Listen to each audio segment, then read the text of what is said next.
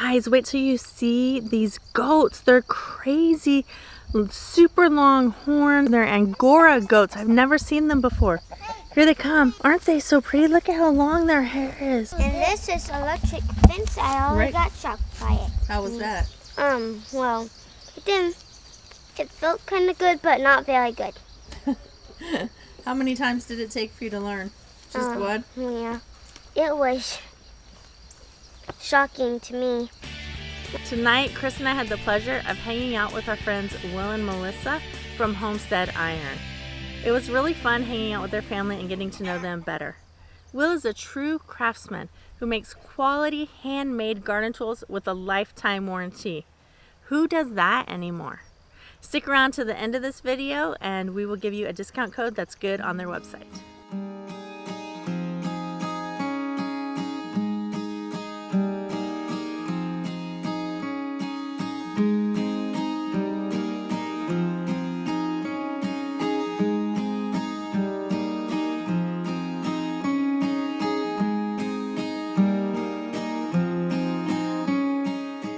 When we lived off-grid in Oregon, we went into someone's parcel and we cleared the timber and we, set up camp and we established base and we lived there for 4.5 years trying to survive solely on what we could grow there.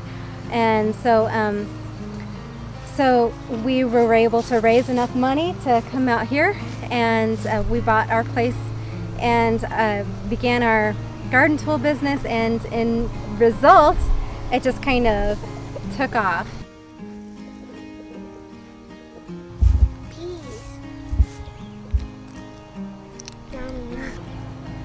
You pick them off? Yep. Can I just do this? Yeah. You can eat the whole thing at the same time. Do you eat this? We eat all of it. Those are really good. You like to eat the seeds out first, the little piece? These are nice.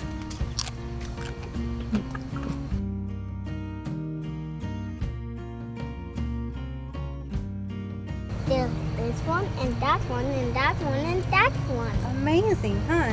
There's glue on just the wedge itself. Yeah, I don't put anything around in the eye, just on the wedge, and truth be told, that's probably unnecessary. Got your maker's mark there, I like that. Hi folks, my name's Will Dobkins, this is my wife Melissa. We are Homestead Iron and welcome to our shop. By hammer in hand, all trades do stand was the old phrase, and what they meant by that was the blacksmith made all the tools for all the other trades. The cooper, the wheelwright, the smith forged the tools for all the other tradesmen. We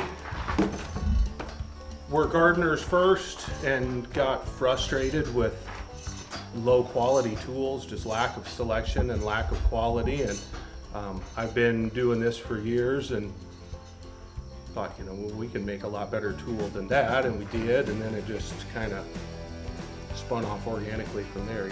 Friends and neighbors, hey, where'd you get that tool? And pretty soon we're making tools for them. And really we were doing a lot of iron work before then, and we sold a lot of custom stuff on Etsy, and we started putting the tools on Etsy and kind of got started with them there, and then started traveling, doing events, and that really helped us pick up a lot of momentum and meet a lot of new customers. My great-grandfather, I would love to just sit down and talk to. I think he was probably a pretty fascinating guy. He was a blacksmith, a photographer, and a traveling preacher, and he did them all at the same time. So he had his kit of basic blacksmithing stuff in a wagon, his photography equipment, and he traveled a circuit through Iron and Dent County, Crawford County, Missouri. And he would preach, and then he'd do repairs, shoe horses, and all the while take pictures of people. And this is back in the old school sheet over your head kind of camera. Take pictures of people. And he had a circuit that he rode, and then he'd come back and develop his pictures and reload his wagon and go back out again, and then he'd sell the pictures back to people as he went through the same areas.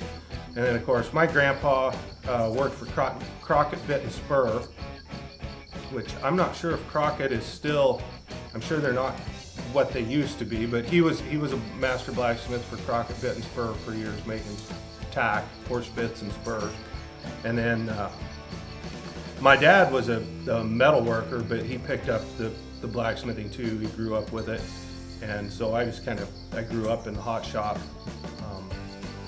pretty much from the time I was her age. That anvil over there, the little one, was my great-grandfather's anvil. There's a hole in the middle, and whenever you do this, like, it'll come out, and it will make the file going. One of my favorite things to make are just these trowel shanks.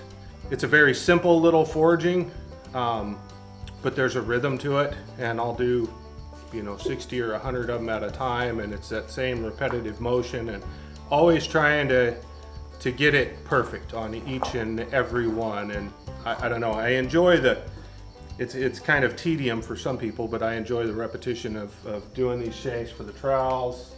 I really like making hammers.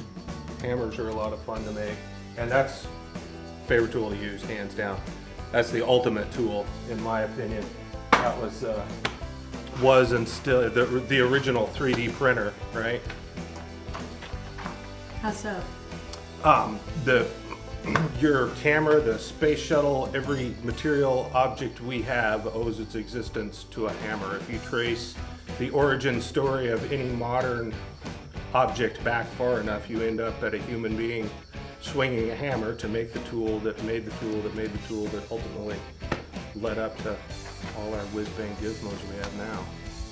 The old timers did work by hand. They knew the difference between good and bad tools because they were using them. But today, I've got issues with. We owe it to the resources we consume to turn them into good stuff, lasting stuff. I guarantee my stuff for life. I've got tools that belong to my grandparents that we still use in the garden. My kids are starting to use them. It's the fourth generation now using those tools. But they were made out of the correct material, and they were made properly the first time, and taken care of. That's the other big thing with any kind of heirloom object. You got to take care of it along with that. But if you do that, stuff will last. The biggest thing with our tools, if you did absolutely nothing else with them ever, just put them away when you're done. Keep them out of the rain and the direct sunlight. Beyond that, we recommend sharpening our tools with a file because we use a cutlery grade tool steel that's hardened and tempered. So if you grind on them, you can get your edge too hot and lose your temper, and that'll soften them. So using a file, pushing a file into the edge, not off the edge, will get you your sharpest edge to keep them sharp. A little bit of linseed oil on your wood handle a couple times a year helps condition that handle. And other than that, the steel itself, the best way to keep the rust off of that is just use them. The more you use them, the cleaner they'll stay, and the little bit of rust patina that builds up on them over time is superficial in nature. It won't degrade or affect the tool. When you got to worry about rust is, like I said, stuff that's been laying out in the wet grass all winter long, and then you get some pretty serious corrosion on them. Like I say, the biggest thing would be just put them up when you're done, and they'll last. We do a lot of work with this, heavier work. It is a definite force amplifier when it comes to doing production work, even on light stuff. But when we start getting into bigger and heavier stuff and trying to do it cost effectively, this speeds things up considerably for us. This is an old turn of the century tool. These used to, there used to be thousands of them around for the jewelry industry. They used them as punch presses to punch stuff out, like cases for pocket watches and stuff like that. They'd punch them and form them. But the blacksmiths started picking up on them and the capability, and a lot of these were sitting around in scrapyards. When everybody figured out what you could really do with them, it's a 6-ton press that's man-powered, and it'll carry anything you can dream up tooling-wise in there. And it's also very precise. You got that stop. You can repeat things. Like I have a tool in here that's a bending tool, and I can set that up and adjust my stop and bend perfect rings with it. We'll probably do the farm market in town a few times, and then things kind of slow down until fall. August, we do a Homesteader conference in Hannibal, Missouri. We do another Homesteader event in Neosho, Missouri. And then War Eagle Mill is a big one coming up, and that'll be towards the end of October, I believe. That'll be another big event for us there. Now that you've got to know Will and Melissa and get a look at some of the tools that he makes, be sure and head over to homesteadiron.com. Use the code NOTAFARMGIRL at checkout for a one-time 10% off any size order. That's a real deal, considering these tools have a lifetime guarantee. Thanks for watching, and we'll see you next time the rooster crows. How you pick them? You have to cut that part off, and then kind of yank it a little bit. And I used to have like baby food that's made out of pails, and I just love pails so much. I used to eat pails when I was a baby.